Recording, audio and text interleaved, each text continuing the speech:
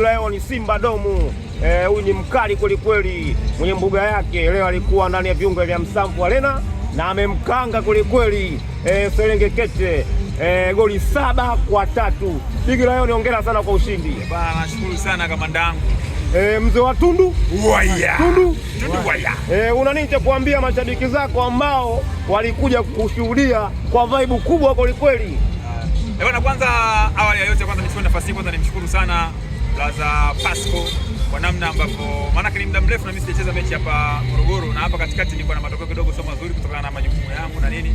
Lakini sasa mtoto naona baada ya kuona matokeo yalikuwa sio mazuri akaona kwamba anaweza akanikamata. Nikamwambia wewe mdogo wangu, Simba usije kwa mwana Galwana ukajua paka. Kwa hiyo mtoto leo kapamia, ndio kama unavyoona Tundu 7 kama kawaida. Mwisho nilimpiga goli 9. Leo kajitahidi amepata angalau amepunguza magoli na amepata magoli. Kwa hiyo nampongeza.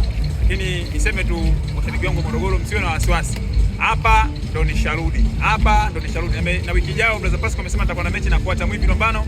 Na hapa nitaenda kuwasha moto. Baada ya hapo sasa naitaka ile kambi ile ya watu huru niwafagie tena wote. Naona kuna mtoto mmoja anaongea sana pale. Sasa shughuli inaanza upya.